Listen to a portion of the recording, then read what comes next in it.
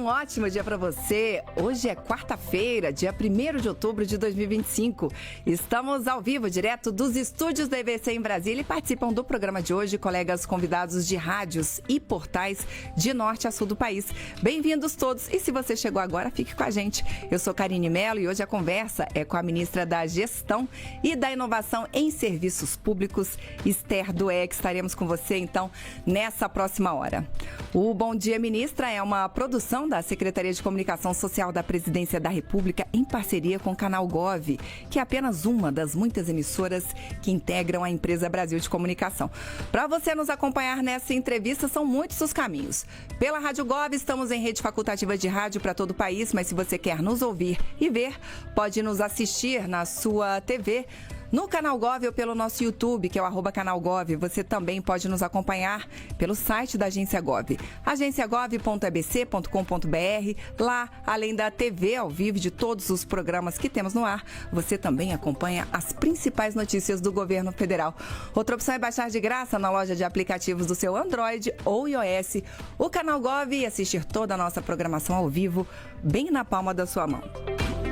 Olha, no próximo domingo, dia 5, em 288 cidades brasileiras de norte a sul do país, serão aplicadas as provas objetivas da segunda edição do Concurso Público Nacional Unificado, o CPNU-2.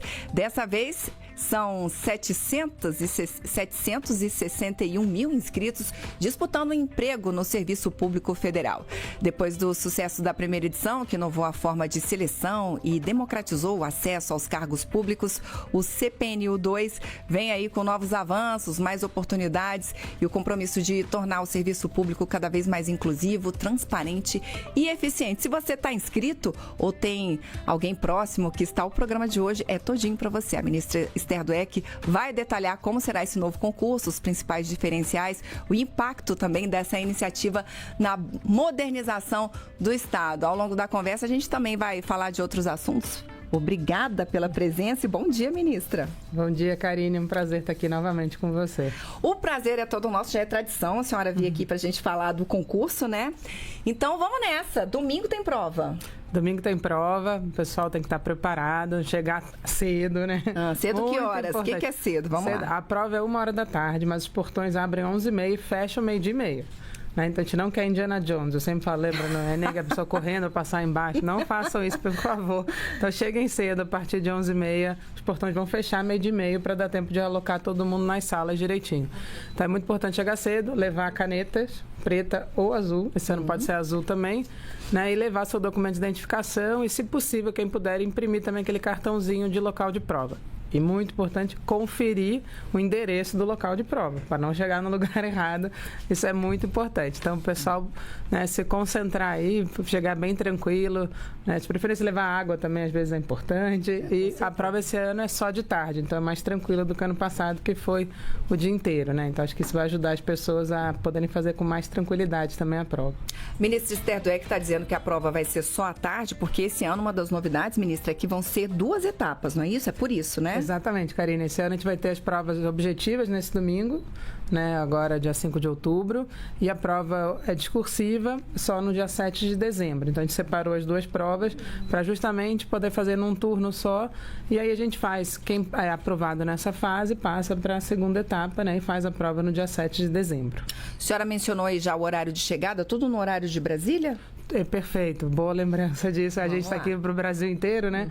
É o horário de Brasília. Então, quem tem fuso horário diferente tem que estar atento a isso e ajustar de acordo com o seu horário para chegar no horário de Brasília às 11h30 até 12h30 no máximo. Então, por favor, pessoal, chega ali mais perto de 11h30 do que de 12h30. Vamos falar muito ainda do concurso hoje. Temos 1 hora aí para falar disso. Vamos começar a convidar já as rádios para conversar com a gente, ministra? Com certeza. Então, vamos embora. Vamos direto para a Rádio Nacional de Brasília. A gente fala também com a Rádio Nacional da Amazônia, Alto Solimões, porque ele já está lá. Gabriel Brum, um ótimo dia para você. Bom dia, Karine. Bom dia, ministra. Bom dia a todos que nos acompanham. Ministra, eu queria começar falando sobre os mecanismos de diversidade do CNU. A gente sabe que tem um que garante mais participação das mulheres na segunda fase do concurso, né? Gostaria que a senhora explicasse como é que funciona esse mecanismo e comentasse também sobre uma retificação recente agora no edital sobre o cadastro de reservas. Perfeito. Obrigada, Gabriel. É ótimo poder falar sobre isso. De fato, uma das coisas importantíssimas do Concurso Público Nacional Unificado é aumentar a diversidade no serviço público. Né? O nosso mantra é o serviço público com a cara do Brasil, porque com isso a gente consegue fazer políticas públicas realmente pensando na nossa população. Né? Quanto mais diversos forem os servidores públicos, as servidoras públicas, mais eles conhecem a nossa realidade, mais eles trazem outras formas de olhar a política. E aí, no concurso anterior, a gente teve uma maioria de inscritos mulheres, né? Foram 57% de inscritas mulheres, 52% fizeram a prova. Mas no resultado final foram 37% de mulheres. Então a gente ficou estudando isso, né? A gente ficou muito feliz com outra parte de diversidade. A gente teve 1/3 das pessoas que passou foi das cotas, então pessoas negras, indígenas e pessoas com deficiência, mas no caso das mulheres a gente achou que o percentual tinha ficado baixo e a gente estudou uma política que é justamente essa política de equiparação do número de mulheres e de homens na segunda etapa do concurso. Qual é a lógica, né? Então, todo domingo, né? Todo mundo vai fazer a prova objetiva, a gente vai ter uma classificação e a gente vai ver se tiverem mais homens que foram chamados para a segunda etapa do que mulheres, a gente vai completar com o mesmo número de mulheres. Então, os homens que passaram, todos vão passar, vão ser chamados para a segunda etapa, mas, por exemplo, se forem chamar 100 e tiver 60 homens e 40 mulheres, a gente vai chamar mais 20. Então, em vez de 100 pessoas, vão 120 pessoas para a segunda etapa, sendo os 60 homens e 60 mulheres. E, obviamente, não é uma reserva de vaga para as mulheres, mas é um aumento das chances das mulheres de passarem no concurso. Porque a gente percebeu que as mulheres... e esse ano foi 60% de inscritas mulheres, então a gente tem mais mulheres inscritas, né? E o que a gente percebeu é que a diferença foi justamente na prova objetiva, porque é aquela que exige um tempo de estudo mais concentrado. E muitas vezes as mulheres com a nossa dupla, tripla jornada, né? Essa semana estamos tendo a conferência das mulheres, justamente a gente tem falado muito sobre isso, né? Das duplas, triplas jornadas, elas não conseguem fazer aquele estudo mais específico, mas elas têm uma bagagem muito grande. As mulheres no Brasil têm mais estudo, né, do que os homens, então na segunda etapa elas acabam indo bem e compensam eventualmente uma perda. Então, tendo o mesmo número, a gente acha que isso vai ter uma chance grande de aumentar o percentual de mulheres. E na outra parte da diversidade, né, a diversidade regional, a gente garante com essa prova no Brasil inteiro. E também a gente esse ano tem um aumento das cotas. Eu queria comentar isso para comentar a outra parte da pergunta do Gabriel. Esse ano a gente teve uma nova lei das cotas que foi aprovada, né, um trabalho muito intenso do nosso Ministério, com o Ministério da Igualdade Racial, Povos Indígenas e também o Ministério da Justiça. A gente teve uma mudança nas cotas e ampliou as cotas para 30%, a gente fez uma divisão em 25% para pessoas negras, 3% para indígenas e 2% para quilombolas. Então, esse ano a gente tem pela primeira vez cotas específicas para indígenas e quilombolas para todos os concursos, né? No concurso anterior a gente teve só na FUNAI, cota para indígena, mas esse ano a gente tem também para todas as vagas, né, cotas para indígenas e quilombolas. E a gente fez uma retificação que, na verdade, não muda em nada o edital, é só uma questão que, como a gente tem algumas vagas que só tem uma vaga mesmo, a gente tinha dificuldade de aplicar a cota nesse caso, né? Sim. E a gente fez uma metodologia nova esse ano, que eram das 3.352 vagas, né? 160 vagas era só uma, porque em geral era assim, médico, que é a especialidade de médico, então, sei lá, dermatologista ou um pediatra, então, uma vaga para aquele médico. A gente fez pools de vagas e sorteou aquelas que seriam cotas. Mas mesmo as que não têm cotas na vaga imediata, se a gente tiver chamadas de excedentes, eu posso ter a cota sendo aplicada nas demais vagas. E aí a gente precisava garantir que pessoas de todas as cotas, ou seja, de cotas de negros, indígenas, quilombolas, pessoas com deficiências, passem para a segunda etapa, mesmo nessas vagas onde não há cota na vaga imediata, mas que pode ter cota nas chamadas excedentes. E aí faltava isso no edital, deixar isso claro, que a gente vai chamar também para fazer a segunda etapa do concurso, 9 vezes o número de vagas, em geral, nesse caso, é uma vaga só, tende a ser, então chama 9 pessoas indígenas, 9 quilombolas, 9 pessoas negras, 9 pessoas com deficiência para fazer a prova discursiva também. Então, com isso, a gente garante que a gente vai ter no cadastro reserva pessoas de todas as cotas para garantir que nas chamadas excedentes a gente consiga chamar pessoas das cotas também. Ministra, já vou chamar o seu estado, mas eu quero já colocar aqui uma participação do pessoal do YouTube. A ministra Esther, toda vez que ela vem aqui, o nosso YouTube fica assim, fervendo. E aí, ministro, o pessoal já quer saber como é que fica a questão do cadastro reserva da primeira edição, sendo que uma segunda já está em curso. Como é que fica o cadastro reserva do primeiro concurso? Acho que isso é super importante esclarecer isso, que eu acho que houve um pouco de dúvida quanto a isso, que é o seguinte, a gente não pode abrir um concurso tendo um em aberto. Então, eu não posso fazer um concurso para a mesma vaga se aquele concurso não está aberto. Então, o CPNU 2 não tem vagas iguais aos do CPNU 1. Perfeito. Tá? Isso é muito importante para as pessoas ficarem tranquilas quanto a isso. A gente não vai ter essa sobreposição de concursos. Isso não pode, até é ilegal isso, não está acontecendo isso. Portanto, a gente tem o cadastro de reserva do CPNU 1, a gente vai começar a chamar esse cadastro de reserva em breve. Porque saber muito breve. Muito breve, né? Assim, eu tenho uma expectativa que é nos próximos dias ou próxima semana, no máximo.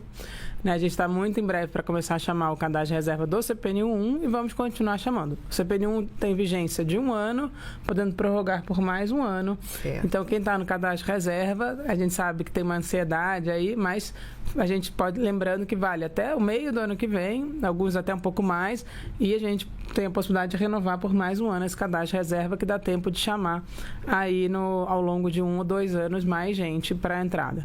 E no CPNU 2 são novas vagas que vão ter um novo cadastro de reserva e também vai ter essa vigência de 1 ano, podendo chegar a mais 1 ano. Então, o pessoal pode ficar tranquilo, não tem sobreposição de vagas, não vai ter alguém sendo chamado do outro na frente do 2 de quem do 1, porque não são vagas concorrentes. Então pronto, então pessoal, vocês estão vendo que eu estou perguntando quando, hein?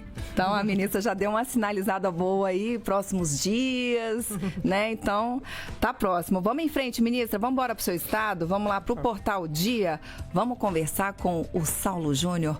Oi, Saulo, bem-vindo, bom dia para você.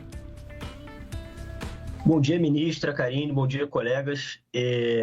Então, repórter de economia, às vezes a gente fica um pouco apegado aos números, né?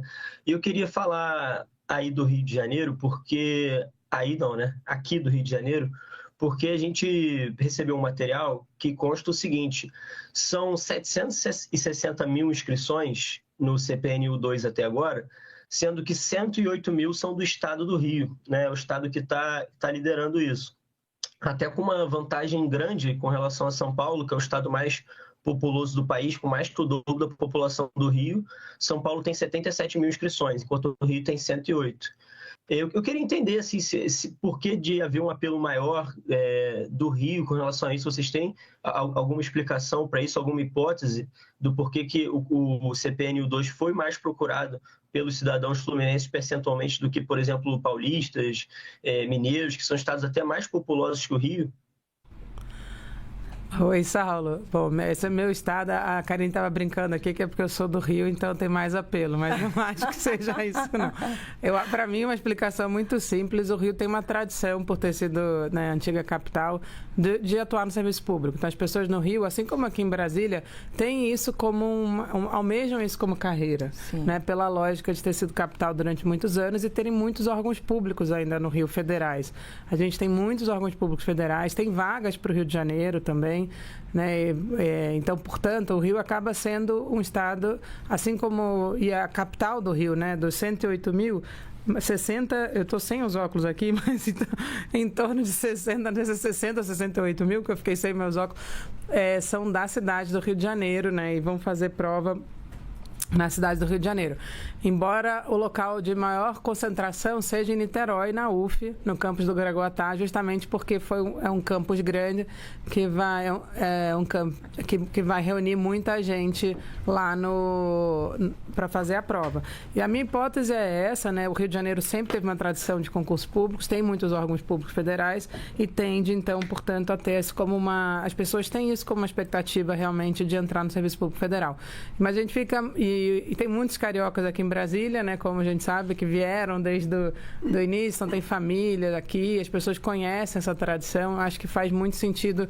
O Rio sempre rivaliza ali com Brasília em termos de inscrições, e esse ano acabou sendo bem próximo do DF em termos de inscrições. Ano passado o DF tinha sido muito acima do Rio, e São Paulo estava mais próximo. Esse ano, acho que pelas vagas, a distribuição de vagas, ter vagas no Rio de Janeiro acaba levando esse aumento de procura no próprio Rio mesmo.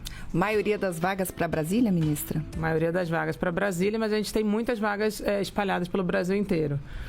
Maravilha. Vamos seguir do Rio de Janeiro, nós vamos a Pernambuco, vamos ao Recife, vamos lá para a Rádio Jornal. Oi, Natália Ribeiro. Olá, bom dia, Karine, bom dia, ministra, aos colegas que participam e a todos que estão nos acompanhando nessa semana que é tão importante, né, para quem está se preparando, para quem está estudando, e é muito bom que possamos estar aqui para ter as informações e repassar a nossa audiência. Mas, ministra, eu gostaria de falar um pouco de contas, de dinheiro mesmo, de como fechar essa folha. Por quê?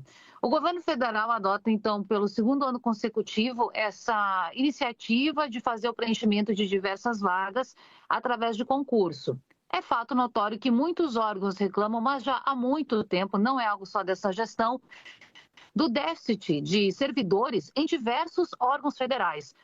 Um déficit que se espalha, portanto, por diversos trabalhos, por diversos serviços ofertados à população. Ao mesmo passo em que a folha de pagamento dos servidores já ocupa algo importante no orçamento, uma fatia importante do orçamento federal.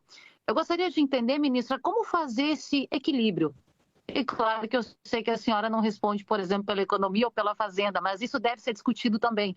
Como fazer esse equilíbrio? Conseguir fazer os chamamentos, ao mesmo passo em que esse recurso destinado ao pagamento de pessoal de folha já compromete tanto o governo federal e seu orçamento. Isso é discutido, e aí já aproveito para, dentro desse contexto, emendar uma outra segunda questão, que é 2026. Novamente, o concurso nacional unificado poderá ser realizado, tendo em vista, inclusive, a questão orçamentária? Muito obrigada. Obrigada, Natália, pessoal de Recife aí. A gente tive recentemente com o presidente lá em Brasília Teimosa, e a gente prometeu voltar em janeiro para a gente poder entregar os 7 mil títulos. O pessoal está trabalhando bastante nisso. E aí eu queria falar, Natália, sua pergunta é muito importante para esclarecer isso. Né? De fato, eu participo, inclusive, da Junta de Execução Orçamentária, onde a gente discute tudo isso. Existe uma previsão no orçamento, justamente para você fazer concursos e chamar cadastro de reserva. Tudo isso é previsto no orçamento, aprovado pelo Congresso. A gente tem um espaço, né, que permite fazer isso, e tudo é feito na total responsabilidade fiscal. Inclusive, a gente, nos 4 anos atuais do presidente Lula, nesse mandato, a gente renegociou com os servidores, né, Karine? Ano passado, quando eu vim aqui, isso era um tema quente. Exatamente. E a gente conseguiu renegociar com os servidores, porque ficaram 7 anos sem nenhum reajuste, nem inflação. E a gente conseguiu voltar a chamar pessoas, já tivemos 15 mil, né? Já temos... vamos preencher 15 mil vagas, né, nesse ano, porque estava faltando muita gente, como a Natália falou. E tudo isso foi feito dentro da previsão orçamentária. Inclusive, o gasto, né, com o pessoal dentro do Serviço Público Federal, né, no Executivo diretamente, que é o que a gente coordena, vai ficar completamente estável em percentual do PIB em torno nesses 4 anos do mandato do presidente Lula. Tudo isso é previsto, a gente já encaminhou a proposta orçamentária de 2026 também, então fechando os 4 anos do mandato do presidente Lula, e foi tudo feito com muita responsabilidade fiscal, mas é importante dizer isso, a falta de servidores estava comprometendo a capacidade de fazer os serviços públicos, então a gente não pode comprometer nossa prestação de serviço, né? Isso é super importante, a gente tem essa preocupação, e por isso a gente tem trabalhado dentro de um espaço fiscal que é definido pela Junta de Execução Orçamentária, aprovado pelo Congresso. A gente faz aí sim, realiza as provas de concurso, chama excedentes, tudo dentro da previsão orçamentária, já certinho, sem nenhum tipo de comprometimento para as contas públicas. Hoje o Bom Dia Ministra está com a ministra da Gestão, Inovação e Serviços Públicos, Esther Dweck. Ministra, vamos seguir, vamos embora lá para Campinas, vamos à Rádio Bandeirantes, porque o Heitor Fredo também está com a gente. Oi, Heitor, bem-vindo, bom dia para você. Obrigado, bom dia, Karine, bom dia, ministra, a todos que acompanham a gente. Ministra, ontem foi anunciada uma parceria do Ministério da Gestão, Inovação e Serviços Públicos com o CPQD aqui em Campinas. É o projeto Inspire, que promete utilizar a inteligência artificial para melhorar o serviço público e o atendimento à população. Gostaria que a senhora explicasse um pouco sobre essa parceria e em quanto tempo o brasileiro vai conseguir sentir essa diferença também nos serviços públicos. Bom dia, Heitor. Eu ia a Campinas ontem, infelizmente tive que desmarcar minha ida justamente para o lançamento dessa nossa iniciativa. E dizer que é uma parceria também com o Ministério da Ciência, Tecnologia e Inovação, porque ele é um recurso do Fundo Nacional de Ciência e Tecnologia, para a gente poder usar a inteligência artificial. Então, é um projeto de inovação, de uso de inteligência artificial para melhorar os serviços públicos e focado muito na integração dos dados. O presidente Lula, ele desde o primeiro ano, ele me cobrou que a gente cria a base de dados do Brasil. Vocês vão lembrar que em 2023 o presidente Lula encomendou aos nossos cientistas um plano brasileiro de inteligência artificial. O Conselho de Ciência e Tecnologia fez uma proposta para o presidente desse plano e um dos eixos é a inteligência artificial em serviços públicos. E o Ministério da Gestão é responsável por esse eixo e a gente, junto com o Ministério da Ciência e Tecnologia, então propôs um projeto grande, que vão ter recursos aí durante 4 ou 5 anos, mas com um quarto já vai ser executado esse ano. E a maneira como o Fundo Nacional de Ciência e Tecnologia funciona, desenvolvimento de ciência e tecnologia, você precisa ter um parceiro de um instituto científico tecnológico. E a gente escolheu o CPQD aí de Campinas, que é com toda a sua experiência e sua capacidade para ser o nosso parceiro nisso. E o projeto foi ontem meio que formalmente lançado. A ministra Luciana estava aí, o presidente da FINEP, estava o secretário de Governo Digital do Ministério, que é o Rogério Mascarenhas. E a gente está muito feliz com esse projeto e acho que a gente vai conseguir avançar muito nessa integração de base de dados que permite que a gente possa ter o que a gente chama um governo para cada pessoa. E a gente possa saber a necessidade de cada pessoa no Brasil, o que ela precisa dos serviços públicos e entregar de forma mais séria e mais ágil. A gente possa melhorar, então, nossa capacidade de prestar serviço. Vamos dar um exemplo prático da inteligência artificial no serviço público? Posso dar um exemplo bem prático que não está dentro desse projeto, mas que as pessoas vão sentir facilmente. Um deles é detecção de área de desmatamento. A gente tem, por comparação de imagens, a gente consegue ver onde está acontecendo. Esse é um exemplo muito claro, muito simples. A gente tem feito, acho que a gente tem avançado bastante nisso, vários ministérios estão avançando, e a gente percebe que o uso de inteligência artificial de forma muito responsável, a gente tem discutido muita ética do uso de inteligência artificial, tem que ter sempre a revisão humana, não pode deixar a máquina tomar a decisão sozinha, mas a gente tem certeza que isso vai ganhar um ganho de produtividade gigantesco para o Serviço Público Federal. Correio Brasiliense, Fernanda Strickland, bom dia para você. Bom dia, Karine, bom dia, ministra. Com o aumento do número de candidatos e visibilidade da CNU, houve uma alteração e um reforço no esquema de segurança para garantir a tranquilidade dessa edição. A senhora poderia falar um pouco das medidas que foram adotadas? Oi, Fernanda. Ótima pergunta. Eu queria, porque até a gente tem feito reuniões com a área de logística do concurso, Nós temos envolvimento aí de vários órgãos, Eu queria muito aproveitar para agradecer aqui a ABIN, o Ministério da Justiça com várias áreas, o Ministério da Justiça junto com a Polícia Rodoviária Federal, Polícia Federal, Secretaria de Segurança Pública, que coordena também os estados, E agradecer os estados brasileiros todos os governadores e governadoras deixaram à nossa disposição as forças de segurança, E a gente está tendo um processo muito importante agora, que é a chegada das provas no local de prova. E esse processo, a gráfica foi a gráfica da FGV, que é a banca do concurso, que fica em Minas, no interior de Minas, e ele já chegou em todas as capitais ou grandes cidades por meio de avião e foi escoltado pela PRF na parte terrestre, pela PF na parte aérea, e para chegar aí no Brasil inteiro, aqui no DF é mais simples, obviamente, mais tranquilo, mas se a gente pensa nos estados como Pará e Amazonas, precisou de barco, avião de pequeno porte, então é uma logística aí gigantesca para que a gente garanta segurança. E no dia da realização da prova, a gente vai ter o apoio de todas as forças de segurança dos estados, então Polícia Militar, Polícia Civil, Defesa Civil, Bombeiro, todo mundo fica de prontidão eu vou estar aqui numa área de comando e controle que fica aqui no final da Asa Norte, né? A gente fica lá monitorando o Brasil inteiro, como é que está acontecendo, com gente de todos os estados aqui também, para que a gente possa garantir que não vai ter nenhuma intercorrência. E nas provas, nas salas de prova, todas têm detector de metal, a gente está, né, detector de ponto eletrônico também distribuídos, para que a gente possa fazer uma grande garantia de segurança e que todo mundo possa realizar sua prova com total tranquilidade. Maravilha. Ministra, vamos seguir, vamos embora lá para Belém do Pará, vamos lá para a Rádio CBN. Ronaldo Santos, ótimo dia para você. Bom dia para você também, bom dia, ministra.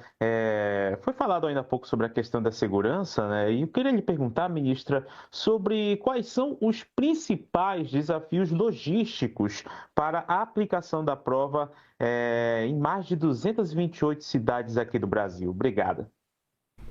Obrigada, Ronaldo. Acho que aí Belém, né, que esse ano vai ser dia COP, estamos muito, né, felizes com esse processo. Então, dá a cumprimentar. Toda vez que eu venho aqui, eu falo isso que minha mãe é de Belém, então tenho minha avó também, meus avós. Então, eu tenho um carinho gigante por Belém. E o Pará, de fato, Ronaldo, é um dos nossos exemplos de desafio de realizar uma prova como essa. Pará e Amazonas, obviamente, nossos grandes estados e que tem uma realidade, né, importantíssima de áreas muito difíceis de acesso, que só chega por barco, só chega por avião de pequeno porte. Então, a gente fez todo esse processo para chegar lá na pontinha do Pará.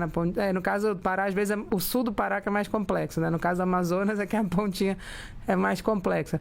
Mas a gente fez todo um processo de garantir essa logística e acho que isso para vocês terem uma ideia, ao todo, na realização da prova, seja na parte de segurança, no dia da própria realização, são 85 mil pessoas envolvidas, né? Um contingente gigantesco de gente que participa desse processo. E acho que para a gente, claro, a coisa mais importante é a prova chegar lá totalmente segura dentro de cada sala de prova, né? Então isso para a gente é a coisa mais importante em termos de garantia a idoneidade, né? E a segurança do concurso. E tem todo o processo do dia da prova de garantir que não vai ter nenhum tipo de intercorrência no dia da prova. Então estamos bem tranquilos, a gente faz muitas reuniões com essas equipes todas aí, de todas essas áreas que nos apoiam, né? Também temos um apoio enorme da AGU, da SECOM, né, que trabalha aqui junto com o pessoal aqui no Canal Gov, que também tem dado um apoio muito grande, né, e dialogamos com os órgãos de controle também, então estamos muito tranquilos de que estamos fazendo tudo que é mais importante para garantir uma boa prova no dia 5. É isso, e agora, ministro, nós vamos a Belo Horizonte, vamos lá para o portal Hoje em Dia. O Bernardo Haddad também está com a gente. Oi, Bernardo, bom dia para você. Bom dia, ministro, bom dia, Karine. Minha pergunta é sobre o CPMU. Minas é o 5º estado com maior número de inscritos no concurso, com 51 mil participantes. Considerando essa alta adesão e o tamanho do estado, eu queria saber qual que é a estratégia do Ministério para garantir que a alocação dessas vagas atenda às necessidades de cada região do estado. Eu também queria saber se existe um planejamento para evitar que a concentração de novos servidores seja apenas na capital e, de fato, reforce outras áreas mais vulneráveis no interior de Minas. Obrigado. Obrigada. Bom, acho que Minas é o nosso estado também, talvez seja o terceiro em ordem também de logística importante, né? Embora esteja bem no centro do Brasil, é um estado grande, né? Com muitas realidades também importantes, e a gente tem uma distribuição grande de provas em todo o estado, né? A gente tem essa meta de todo mundo estar a menos de 100 quilômetros do local de prova. No caso de Minas, acho que até chega a ser menos, porque temos muitos locais de provas em Minas Gerais para garantir isso, né? Até está aqui com os dados estava aqui procurando os dados de Minas. Cadê? Acho que eu estou... tá aqui, achei. Foram 51 mil inscritos, né? E acho que é um caso bem típico de Minas. São, na verdade, quase 52 mil inscritos e 20 mil fazem em Belo Horizonte, né? E o resto faz espalhado aí pelo estado. Em Belo Horizonte, o maior local de prova é a PUC Minas. Tem 8 mil pessoas que vão realizar a prova, mais de 8 mil pessoas que vão realizar a prova lá, porque a gente tem locais que concentram muita gente e a gente está muito tranquilo com a distribuição no estado todo. Sobre as vagas, aí depende de ter órgãos públicos federais em todos os locais, né? Lembrando que é um concurso só para o governo federal. E aí a gente tem, sim, às vezes não tem em todo o estado, né? Porque não tem órgãos públicos federais em todo o estado de Minas. E aí, dependendo, teria que olhar o caso a caso, mas com certeza a gente tem uma preocupação, sim, em distribuir os servidores públicos federais em todo o Brasil para que a gente possa ter uma boa prestação de serviço público.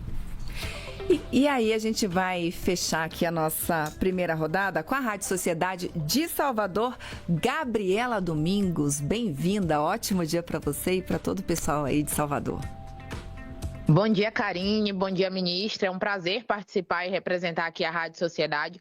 Olha só, eu sei que a gente está falando sobre o concurso, né, que vai acontecer já no próximo domingo, aí a primeira fase, mas eu gostaria de falar um pouquinho sobre a unificação do cartão do SUS ao CPF. Essa medida aí que promete facilitar o acesso à saúde e entregar dados, né? Na prática, o que muda para o cidadão que chega hoje à unidade de atendimento com essa unificação, né? E também eu gostaria de saber como que o governo pretende garantir a segurança dos dados e privacidade nesse processo de unificação. Muito obrigada.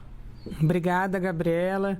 Não, excelente pergunta, que é bom que eu possa explicar isso, né? Quando eu falei antes na resposta aí o pessoal de Campinas, nosso projeto lá é sobre integração de dados com o CPQD, então acho que isso reforça isso.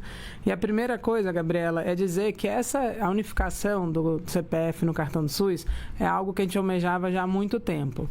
Porque o ministro Padilha ele sempre explica isso. Qualquer pessoa que chegar num posto de saúde, num hospital público, vai ser atendido. Estando com documento, não estando com documento, sendo brasileiro, estrangeiro, não importa. Né? Esse é o nosso SUS, o nosso Sistema Único de Saúde, que ele de fato atende qualquer pessoa, não importa a situação. E aí, por conta disso, muitas vezes as pessoas não tinham identificação, criavam um número do SUS na hora para ser atendidas. E com isso as pessoas tinham, às vezes, 8, 9 números do SUS, ou até mais, eventualmente. E o número é enorme do SUS. E o número é enorme, ainda por cima. E dificultava, às vezes, a gente ter a integração de dados. Se a pessoa foi atendida num local, teve um diagnóstico, você chegava em outro local, não sabia aquele diagnóstico, não sabia que exame que a pessoa tinha feito, não conseguia puxar o exame, não conseguia integrar os dados daquela pessoa. E aí a ideia de ter o CPF como número único é justamente permitir que a gente possa conhecer as pessoas.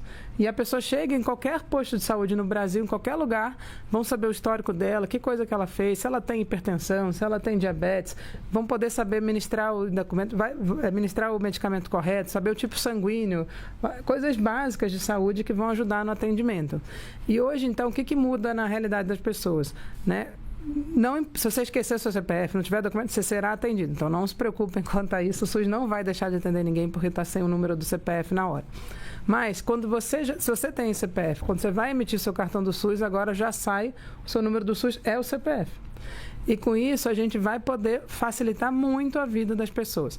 O pessoal do Ministério da Saúde tem feito um trabalho gigantesco de ir já associando cada número do SUS a um CPF, né? Ou os vários números do SUS a um só CPF, para a gente ir limpando as bases. E hoje a gente tem mais de 40 sistemas nessa área de saúde. E eles estão fazendo um trabalho de integrar todos eles ao CPF para que a gente tenha a ideia, que é maravilhosa, a pessoa chegar em qualquer lugar, já conhecer o histórico dela de saúde, saber exatamente o que ela precisa e poder não ter o atendimento melhor, com mais qualidade, né? E é isso que vai mudar na vida da população, que o nosso objetivo é esse, né? Poder dar um atendimento de saúde de altíssimo padrão para a nossa população. Ministra, o pessoal do YouTube está aqui perguntando, né? O povo quer ser chamado, ministra. Todo mundo quer a senhora como chefe, essa é a verdade. Então, vamos fazer assim, tá quente, tá frio, tá morno? Cadastro reserva, vamos lá. INPI. Olha, o presidente Alckmin tem defendido muito a INPI. O INPI é o nosso órgão responsável pelas patentes, é muito importante para a área de inovação, né? A gente sabe da importância dele. Então, a INPI a gente deve, sim, em breve chamar uma parte do cadastro reserva, né? E o pessoal pode aguardar aí que em breve a gente vai chamar. Mas eu queria falar no geral, lembrando que a gente deve chamar a cadastro reserva praticamente de todas as áreas. A questão é o time. Algumas vão ser mais rápido, outras vão esperar um pouquinho mais, até dependendo do quantitativo que teve no concurso, né? Concursos foram muito grandes, a gente não consegue chamar tanta gente agora. E aí, lembrando que tem esse 1 ano e mais 1 ano. Mas o INPI é um que a gente provavelmente deve chamar bem breve. ANAC. A ANAC também, as agências em geral, a gente deve chamar em breve também. Maravilha. Um quantitativo, né? Obviamente não é todo cadastro reserva, mas deve chamar, sim, algum quantitativo do cadastro reserva, sim. Polícia Rodoviária Federal. Polícia Rodoviária já chamou muita gente. Polícia Rodoviária Federal, o concurso é mais antigo, é de 2020, autorização. Né, já teve vários provimentos adicionais, excepcionais, né, não deve ser tão breve, não. Então, vamos embora, ministra. Vamos para a nossa segunda rodada. Vou voltar lá para a Rádio Nacional, aqui de Brasília, Gabriel Brum. Ministra, sobre reforma administrativa. Tem um texto em debate no Congresso Nacional que fala alguns pontos, como acabar com supersalários, as férias de 60 dias, mas também tem pontos questionados por entidades e servidores, como a possibilidade de contratação temporária. Bem, a senhora está acompanhando a evolução desse texto. O que a senhora acha desse texto? Quais são os pontos mais importantes? Quais deveriam ser evitados? Devem sair do texto? O que a senhora acha disso tudo? Gabriel, obrigado pela pergunta. Eu queria só reforçar que assim, o Ministério foi criado, né, o Ministério da Gestão, Inovação e Serviços Públicos, foi criado pelo presidente Lula para a gente transformar o Estado brasileiro. Essa foi a ideia dele, de focar, ter um ministério voltado para a gestão. E a gente já tem feito aí muitas medidas na área de gestão de pessoas, na área digital, que já falei algumas aqui, né, o concurso público unificado, no caso, a área de pessoas, ou a integração de dados na área digital, só para dar uns exemplos. E na área de organizações, muita coisa que a gente já fez, com centralizar serviços, etc. Então, o Ministério tem trabalhado, a gente tem uma agenda nossa, né, com muitas medidas legislativas também.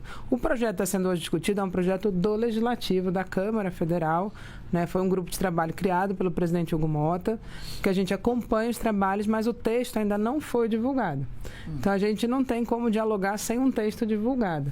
Né? A gente conheceu versões preliminares, mas o deputado Pedro Paulo, que é quem coordena esse GT, ele ainda não fez a apresentação dos textos finais. Então, para a gente é muito difícil falar. Ele tem falado muito em combate, de fato, aos supersalários, né? O governo apoia essa proposta, embora a gente sempre diga que precisa ser pactuado entre os três poderes, né? Eu acho que isso precisa de uma pactuação com todo mundo para que a gente avance nessa agenda, né? E, de fato, em relação de contratação temporária, já existe contratação temporária para situações temporárias. A nossa visão no Ministério a gente defende a estabilidade do servidor público, a gente acha que os servidores têm que ser profissionalizados, estáveis, porque isso é uma proteção do Estado brasileiro e que contratos temporários têm que ser nas situações previstas em lei, que são muito específicas, né?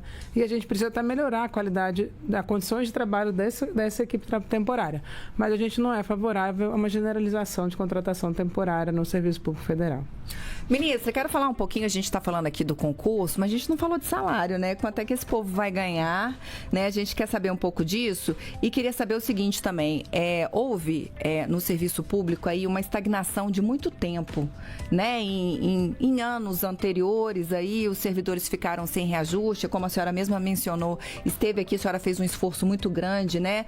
Para poder melhorar, né, a vida desses servidores, né? De todos que estão no serviço público. E eu queria saber, houve extinção de carreiras, né? Houve uma otimização aí, criação de novas carreiras. Queria que a senhora fizesse um apanhadão disso e dissesse mais ou menos a média dos salários de quem está entrando agora.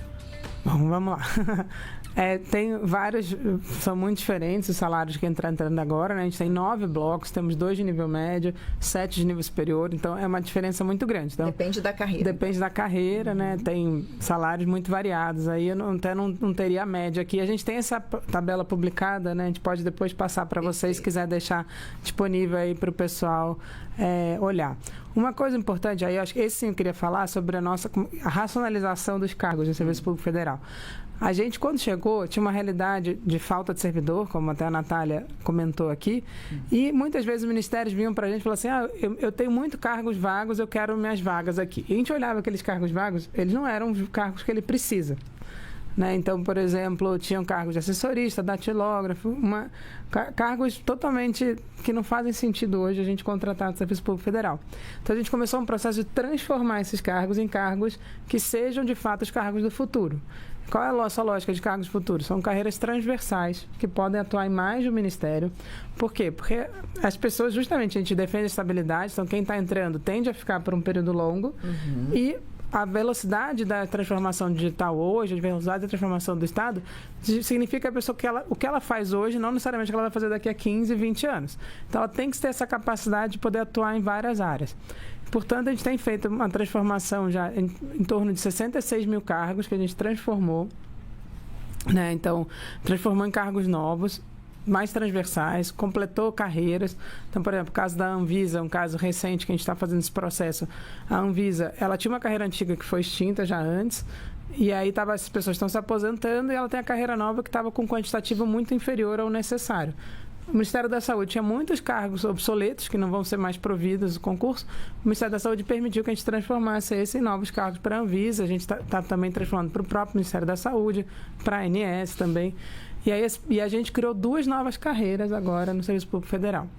Na verdade, em 2023, a gente tornou 2 carreiras transversais, que é a carreira de analista de política social e de tecnologia da informação. Elas tornaram carreiras transversais. Elas já existiam enquanto cargos, mas não eram mais carreiras transversais. É porque pode atuar em vários ministérios.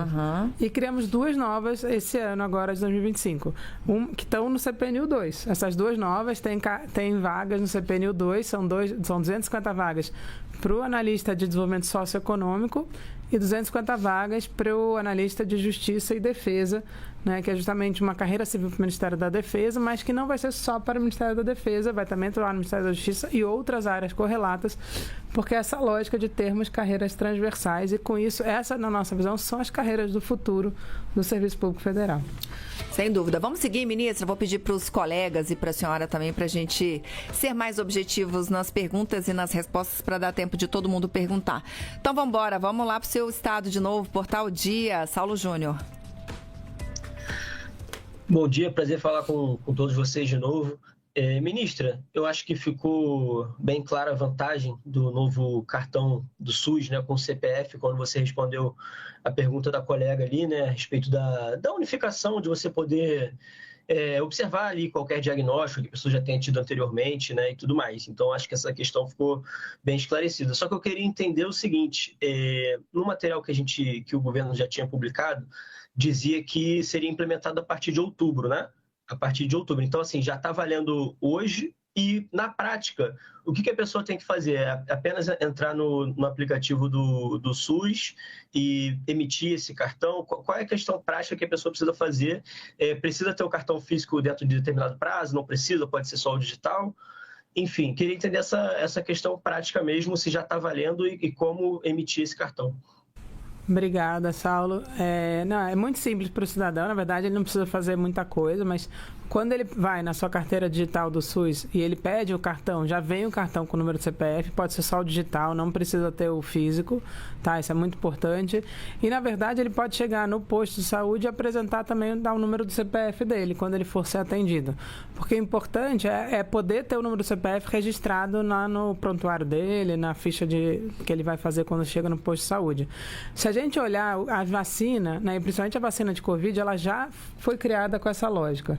E aí, por exemplo, era muito fácil a gente emitir o nosso certificado de vacina quando precisava, porque justamente ela já estava com essa integração, já tinha essa facilidade, e agora essa vai ser a realidade para todo atendimento nos postos de saúde. Mas eu queria só reforçar que para o cidadão e cidadã brasileira, não muda muito a realidade dele no dia a dia. Ele pode emitir o cartão digital, pode apresentar o número do CPF quando chegar no posto de saúde e, caso ele não tenha, chegue lá, ele vai continuar sendo atendido.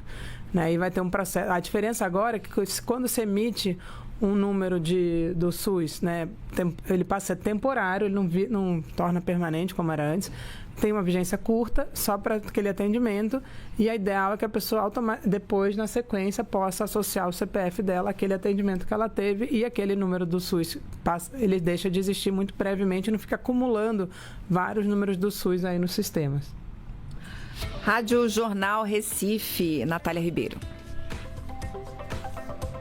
Ministra, eu gostaria de falar um pouco sobre futuro. Claro que nós estamos aqui todos na expectativa, ainda mais os concurseiros pelas provas que vão acontecer no próximo domingo, mas tendo em vista que 2026 é um ano eleitoral, tendo em vista questões orçamentárias e também levando em consideração que já falamos aqui sobre a necessidade de servidores para preencher vagas que hoje estão abertas, 2026 tem previsão de um novo concurso nacional unificado?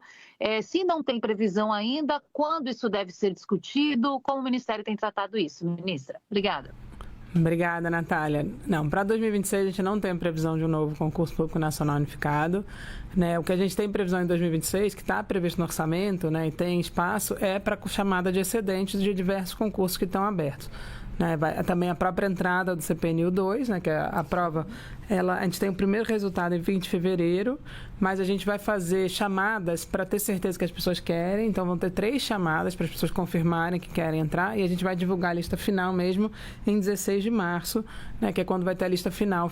E aí, a partir daí, a gente começa a chamar as pessoas.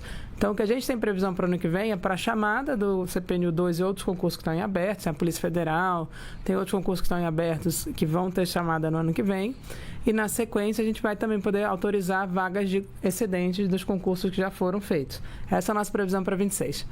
O que a gente fez, né, obviamente eu não sei quem vai estar aqui em 27, né?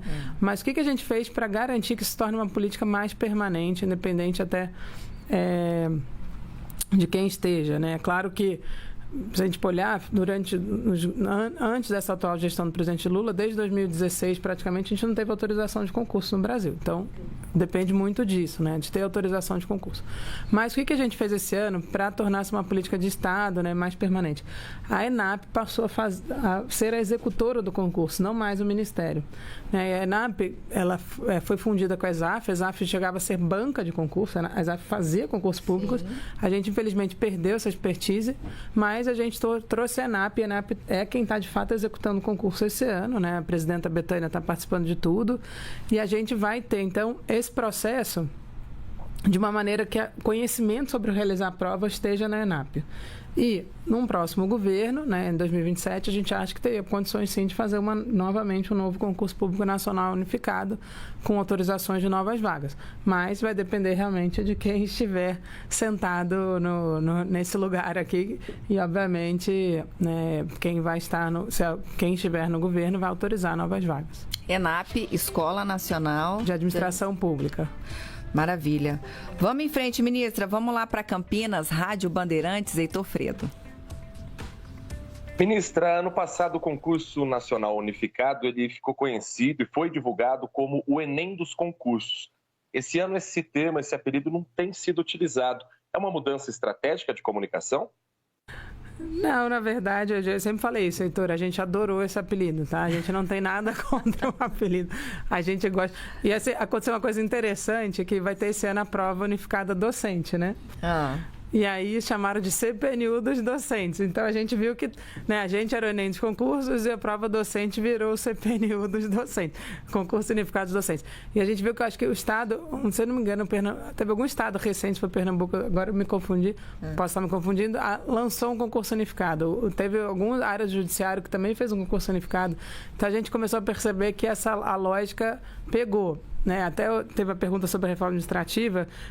Quando eu participei de um debate na Câmara, o representante do CONSAD, o que os estados estavam pedindo aos municípios eram que possam participar do CPNU e possam aproveitar toda a logística para fazer também provas para os estados, para os municípios, e é algo que a gente gostaria muito de avançar numa integração maior com os estados e municípios. Mas a gente não tem nada contra o apelido, a gente pode continuar chamando. É claro, como é um nome fantasia, né, o nome formal é Concurso Público Nacional Unificado. E acho que o próprio conhecimento dele foi tornando o nome mais utilizado, o nome próprio, digamos assim, e não o apelido. Mas não temos nada contra o Enem de concurso, temos muito orgulho, aliás, porque foi inspirado no Enem que foi pensado realmente essa prova. Correio Brasiliense, Fernanda Strickland. No ano passado, a senhora destacou durante o programa Bom Dia Ministra a baixa procura pelo cartão de confirmação no site da banca organizadora. Nesse ano, qual é a porcentagem de inscritos que já acessaram esse documento? Olha, eu estou sem esse número aqui, Fernanda, mas eu acho que a gente posso até te dar depois essa estatística, eu realmente não trouxe hoje, mas eu queria aproveitar a sua pergunta para falar duas coisas para quem vai fazer a prova. Muito importantes. Número 1, pegue o cartão de confirmação. Pegue o cartão. Vamos dar o site para pegar esse cartão? Continue aí que eu vou procurar aqui. Você procura aí, tá ótimo. Mas é muito importante, é a página do candidato, né? As pessoas podem entrar lá, entrar na sua página do candidato, olhar o local de prova e olhar o endereço. Teve um caso ano passado, que eu queria falar isso para as pessoas não cometerem o mesmo engano. Era uma escola que tinha mudado de endereço. No cartão da pessoa estava o endereço correto, novo. Mas no Google, no Waze, estava o endereço antigo. E as pessoas foram pelo endereço do Google e chegaram na escola errada. A escola não existia mais, a escola tinha mudado de endereço. Então, é muito importante, confirmem o endereço no cartão do candidato lá no... E a outra coisa importante é, se possível, quem puder levar esse cartão para o dia da prova é importante. E a outra coisa, leiam a folha de rosto da prova. Por favor, leiam atentamente a folha de rosto. É um dos requisitos para fazer a prova, é conseguir fazer a prova com todos os seus comandos. E a folha de rosto vai trazer lá bonitinho. A gente pretende lançar ainda amanhã ou até sexta um passo a passo também para que ninguém erre na hora de fazer a prova no domingo. Então vamos lá, vamos dar aqui o site para você pegar lá o seu cartão, é conhecimento.fgv.br/CPNU2, conhecimento.fgv.br/CPNU2, já está na sua tela para quem nos acompanha pela TV e para quem nos acompanha pelo rádio, tá dado aí o endereço. Vamos seguir, ministra, vamos embora para Belém do Pará. Cadê? Já até sumiu aqui a minha folhinha de rádio. É o Ronaldo Santos que está com a gente. Vamos lá para a CBN Belém. Ministra, queria fazer uma pergunta a respeito da reforma administrativa. Como que exatamente a reforma pretende tornar o serviço público mais eficiente e próximo da população? Oi, Ronaldo. Obrigada mais uma vez pela pergunta. Vou falar do que a gente tem feito no Ministério, tá? Lembrando de novo que o texto que está no Congresso, o texto que será apresentado no Congresso é um texto do Legislativo, né? A gente tem contribuído com o diálogo, mas eu posso falar sobre o que a gente tem feito para justamente aumentar a eficiência do serviço público, né? Acho que isso é muito importante. A gente tem um trabalho na área de gestão de pessoas, acho que a primeira é justamente esse processo de entrada. Então, a gente fala muito do concurso público nacional unificado, mas eu falei aqui um pouco da racionalização das vagas. A gente tem feito um dimensionamento da força de trabalho na administração pública federal para saber quantos servidores eu preciso e em que áreas. E olhando para o futuro, porque a gente também tem trabalhado numa grande transformação digital, né? A transformação digital ela aumenta a produtividade, aqui a gente deu exemplos da utilização de inteligência artificial como algo que aumenta muito a produtividade, mas a gente sabe que vai continuar precisando de pessoas, seres humanos, né? Ali sentadas, trabalhando e servindo a população. Então, a gente tem feito esse grande dimensionamento da força de trabalho para ver onde a gente está precisando, né? E a gente tem feito também esse aumento da diversidade para poder contribuir com mais políticas públicas. E a gente tem feito um trabalho muito grande na integração dessa atividade com a transformação digital. A gente tem trabalhado em duas frentes importantes. Uma é melhorar os serviços digitais. A gente já tem hoje, no âmbito federal, quase 5 mil serviços digitalizados que facilitam muito a vida da população, que ela não precisa se deslocar, não precisa sair de casa, né? E com isso facilita muito, mas também de inclusão digital, porque a gente não quer que o Estado se torne digital e exclua as pessoas que não têm letramento digital. Então, uma outra área que a gente tem trabalhado é o chamado Balcão GovBR, é ter um espaço físico onde as pessoas podem ir para tirar dúvidas sobre os serviços digitais e, com isso, possam facilitar a sua vida, né? A gente tem um login único, que é o GovBR, que já dá acesso a esses mais de 4.500 serviços federais e, hoje, também dá acesso a serviços estaduais e municipais. Então, a pessoa com um único login acessa diversos serviços, né? Isso facilita muito a vida das pessoas, é uma única senha, uma única, né? A chave de acesso é o próprio CPF também. E a gente tem feito uma coisa de um processo mais ativo, que é o seguinte, a gente poder dizer para as pessoas, olha, você tem direito a tal serviço, né? E, por exemplo, também a gente tem feito muito trabalho na inscrição do Enem, pessoal completando ensino médio. Não se inscreva no Enem, é tal dia, tá? Não esqueça. Estamos procurando as pessoas para oferecer os serviços públicos e também facilitar a vida delas, né? E a gente tem feito numa terceira área, que é o que a gente chama de organizações, uma centralização de serviços que facilita a vida da população. Estamos fazendo um programa muito importante que é chamado Imóvel da Gente, que é a gente utilizar o patrimônio público para destinação socioambiental, né? Já fizemos entregas de mais de 1.200 imóveis para habitação social, estamos fazendo um trabalho de regularização fundiária, né? No caso, em Belém também tem um trabalho gigantesco aí com a prefeitura. Belém é muito terreno da União, né? Chamado terreno de marinha, e a gente está fazendo um trabalho de regularização fundiária, entrega de títulos. Em breve eu devo ir a Belém junto com o prefeito para a gente fazer uma entrega de títulos, e temos trabalhado na entrega de espaços para equipamentos sociais, saúde, educação. Então estamos trabalhando para estar bem próximo à população, conhecer a população e entregar cada vez melhores serviços. Entrega de títulos, que a ministra diz, é mudar a titularidade, né? O dono do terreno, né? Dá o direito a ser dono. Exato. Isso é muito importante explicar isso. Porque muita gente mora em terrenos que são da União. Sim. Então, ela não tem a posse do terreno dela, né, ainda. E aí a gente está fazendo esse processo de passar com os cartórios, de entregar o título de posse, né, o registro de imóveis para aquela pessoa que é dono daquele pedaço de terra ali. Eu comentei de Brasília Teimosa, né, que foi um caso que era uma comunidade que foi toda urbanizada ainda nos mandatos anteriores do presidente Lula, né, foi um dos primeiros lugares que ele visitou em janeiro de 2003 e teve um processo todo de urbanização daquela área, mas faltava o título. A pessoa tem o direito do lugar onde ela mora. E no caso de Belém, né, estamos falando aí com Belém, que é uma cidade que era feita em cima de igarapés, portanto eram pequenos rios, e margens de rios são terrenos federais. Era uma área em que a gente agora está também legalizando isso, um trabalho muito intenso com a Prefeitura, com o Governo do Estado, com a Universidade Federal do Pará, para que a gente possa fazer essa entrega de títulos também. Belo Horizonte, Portal Dia, Bernardo Haddad. Ministra, mais uma vez eu vou trazer minha pergunta para o meu estado, meu país, Minas Gerais, né? E eu queria saber sobre a questão da nova carteira de identidade nacional. O Ministério havia divulgado anteriormente os 8 estados com mais adesão para esse documento e Minas não estava contemplado nesse ranking. Eu queria saber qual que é a porcentagem dos mineiros que já emitiu, né, a carteira e quais os desafios para ampliar essa taxa de emissão aqui no estado. Maravilha, Bernardo.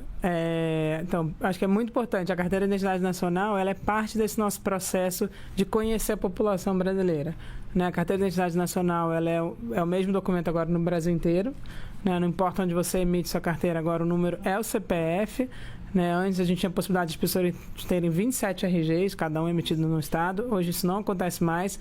E Minas Gerais, acho que tem uma população muito grande, então Minas Gerais não está tão atrás no ranking. Eu estou sem o ranking aqui, mas hoje em dia o ranking está publicado no nosso site, todo mundo pode olhar, né? Na verdade, numa página do Ministério da Justiça, da Carteira de Identidade Nacional, vocês têm lá, estado por estado, quanto já foi emitido e qual o percentual da sua população. Né? Minas, por ter uma população grande, não está com um percentual tão alto, mas tem um quantitativo de emissão bastante elevado. Né? Minas não é dos estados que mais nos preocupam, mas a gente tem feito esse ano, a gente quer acelerar. Já temos mais de 35 milhões de carteiras emitidas. A gente queria chegar até o final do mandato do presidente Lula com mais 100 milhões de carteiras emitidas, o que significa uma meta muito ousada. A gente precisa dobrar a capacidade de emissão no Brasil inteiro. A gente está com esse trabalho de visitar todos os estados para ver a realidade de cada um, né, e ver qual é a necessidade que ele tem de apoio federal, inclusive com recursos. A gente tem feito uma força-tarefa em alguns muitos pescadores artesanais, por conta do seguro-defeso, passar a ter uma exigência de ter a carteira de identidade nacional, mas a gente vai acelerar no Brasil inteiro esse processo, porque a partir da carteira a gente consegue unificar o conhecimento sobre a população. Né? E a carteira não é simplesmente um documento, ela é uma espécie de grande plataforma de serviços sociais, onde vai estar centrada na carteira, que vai dar acesso a diversos benefícios e também uma garantia de do conhecimento por parte dos governos da população. Tem que pagar? Não, a emissão da carteira é gratuita, a primeira via, e todas as suas renovações. Ela tem que ser renovada a cada 10 anos, a renovação é sempre gratuita. O documento gratuito é de papel, como se fosse a carteira de motorista, muito parecido. Agora, quem quiser pagar, pode emitir uma de policarboneto, que é tipo um cartãozinho de cartão de crédito, para quem quiser. Mas essa sim é paga, mas em papel, que é suficiente, ela é gratuita. E é importante que automaticamente, a partir do momento que você faz o processo e tem a sua carteira de identidade física, você também passa a estar integrado no GovBR a carteira digital. E todas elas têm um QR Code atrás, que hoje em dia já tem um aplicativo que permite confirmar se aquela carteira é verdadeira ou não. E é muito importante para as pessoas que protege elas, protege seu CPF, protege sua identificação, evita que alguém abra coisa no seu nome. Então, dá muita segurança, né? Já teve um estudo recente que mostra que ela é 10 vezes mais segura do que o RG antigo. Vamos fechar esse giro, ministra, lá com a Rádio Sociedade. Vamos para Salvador. Gabriela Domingos. Ministra, é muito importante a gente falar sobre isso, porque principalmente aqui na Bahia, né, tem tido muita reclamação sobre a dificuldade para agendar a nova carteira de identidade nacional. A senhora já falou aí sobre as medidas que o MGI, né, como está sendo para acelerar esse processo. Eu gostaria de saber se a senhora acredita que assim é um passo decisivo para o Brasil finalmente ter uma identidade digital única e moderna, como já acontece em outros países. Obrigada. Obrigada, Gabriela. E aí, Gabriela, só reforçando isso, que eu tenho falado muito com o governador Jerônimo, né? A Bahia é um dos estados com quem a gente vai fazer uma parceria mais forte a partir de agora. Estamos num processo aí de fazer um plano de trabalho com a Bahia para acelerar a emissão no estado. A Bahia já, esse ano, ela teve uma questão no contrato dela de emissão, mas recentemente já resolveu e está acelerando na Bahia. Então, acho que em breve vai ser bem fácil para todo mundo poder tirar e estamos bem confiantes com isso. Um trabalho muito próximo aí do governo do estado. E sim, Gabriela, ela é a maneira da gente ter um processo de identificação moderno. A identificação é um direito das pessoas, né? E a gente quer que as pessoas já nasçam, né? As pessoas hoje em dia no Brasil, né, nascem já com CPF, portanto já podem nascer com a carteira de identidade, né? Esse ano a gente teve o Congresso da Cidadania Digital, justamente mostrando, o foco dele era sobre a biometria na infância, né? Para a gente poder já ter a biometria desde o nascimento, né? E de preferência na primeira infância também ali, como uma maneira de evitar a subtração de crianças, né? De poder garantir no Brasil uma grande segurança das nossas crianças também e passar a acompanhar as crianças do nascimento aí toda a sua vida e poder ofertar benefícios, ofertar serviços de forma direta, né? Conhecendo as pessoas. Então, sim, é um caminho para uma identificação mais moderna, para uma garantia pelo direito à identificação, inclusive é um dos ODS, né, dos Objetivos de Desenvolvimento Sustentável 16, número, né, iniciativa 9, é o direito à identificação e a gente quer garantir isso a todos os brasileiros e brasileiras. Ministra, estamos já em cima do laço aqui, mas quero aproveitar para a gente fazer rapidaço aqui uma geralzona. Vamos lá. Provas nesse domingo, as provas objetivas. Aí no dia 12 de novembro tem a divulgação do objetivo e convocação para discursiva. Só vai para discursiva quem for bem na objetiva? Exato. E é 9 vezes o número de vagas que vai, né? Exceto naquele caso das mulheres, que aí pode um pouco mais, porque a gente vai chamar as mulheres para completar as vagas. Mas a lógica é que você vai ser chamadas para a prova objetiva 9 vezes o número de vagas que tem na aberta no concurso. Então, serão chamadas 9 vezes o número de pessoas da quantidade de vagas. Perfeito. Isso é importante e aí, no dia 12 de novembro, então, vão ser chamados. Entre o dia 5 de outubro e 12 de novembro, tem todo um processo de gabarito, divulgação da primeira nota, recurso, por isso que demora até o dia 12 de novembro a ter essa chamada final. E lembrando que a prova depois, né, só vou conferir aqui para não falar nada errado, dia 7 de dezembro. A segunda etapa. É a segunda etapa da prova discursiva. Beleza, discursiva. E aí a senhora disse que para chamar, vai ficar chamando até o dia 16 de maio, é isso? De março. Não, de março. Não, é bom explicar isso. Vamos então, lá. 7 de dezembro é a prova discursiva. Depois a gente tem a parte das bancas, né, de confirmação das condições de cotas. Temos uma série de etapas aí que acontecem depois. E dia 20 de fevereiro a gente divulga a primeira lista de classificação das pessoas pelas vagas, né? E esse processo, a gente tem uma primeira classificação e a gente vai então abrir o que a gente chama de confirmação se a pessoa quer realmente entrar naquela vaga que ela passou. Perfeito, 20 de fevereiro. 20 de fevereiro. E aí a gente faz uma primeira chamada, você quer entrar para sua vaga, etc. A pessoa vai lá e confirma.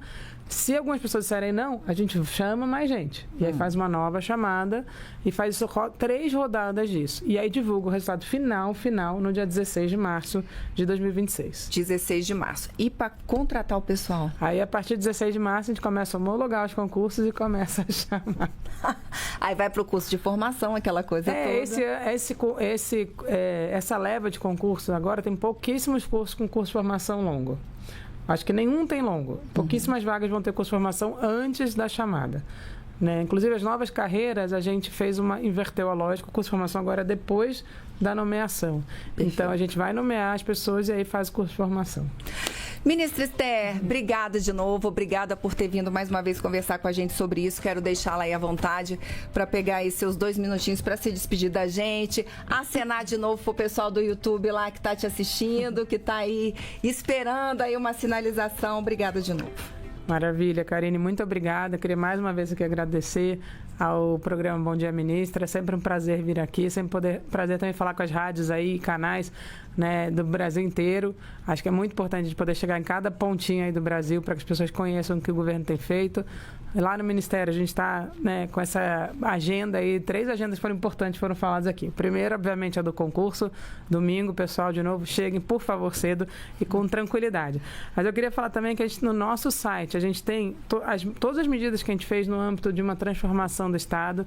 Então, quem quiser entrar na página do Ministério da Gestão, pode entrar no gov.br/gestão para ver, tem lá, vocês vão procurar, tem as medidas que a gente tem feito para conhecer elas, inclusive as nossas propostas de futuro também nessa área da chamada reforma administrativa, mas que a gente gosta de chamar de transformação do Estado, e da Carteira de Identidade Nacional, que foi muito falado aqui, esse processo todo nosso de organização dos dados dos brasileiros. E aí uma pergunta que eu não respondi, eu queria reforçar, tudo isso é feito com muita garantia de privacidade, segurança desses dados, não há vazamento, a gente faz tudo isso garantindo o direito da privacidade de dados e de acesso muito restrito, só quem realmente pode acessar aqueles dados. Então, podem ficar tranquilos, esse é um processo com muita garantia de direito de cidadania e de melhores serviços públicos para a nossa população. Não podem ficar muito tranquilos com esse processo, que a gente faz isso com a máxima total segurança.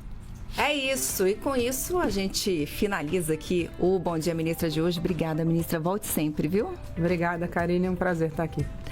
É isso, boa sorte então, domingo para quem vai fazer o concurso público nacional unificado. Quero agradecer também a todos os colegas que me ajudaram a fazer o Bom Dia Ministra de hoje. Espero revê-los aqui sempre em próximas oportunidades.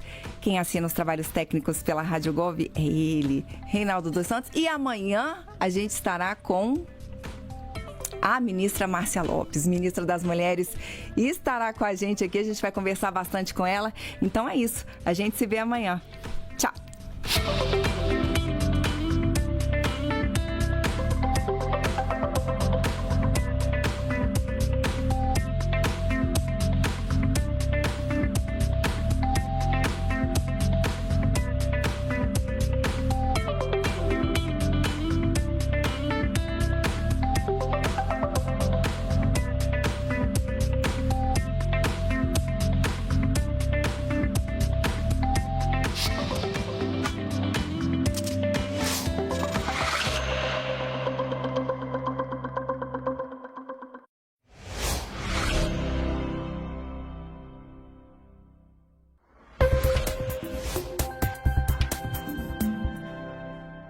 A COP30 no Pará vai reunir líderes do mundo inteiro para discutir as mudanças climáticas no planeta. E o canal Gov preparou uma série especial de entrevistas que vão ajudar a entender o que está em jogo em novembro. Especialistas e autoridades explicam os desafios e as oportunidades que a COP30 traz para o Brasil e para a Amazônia. E você é nosso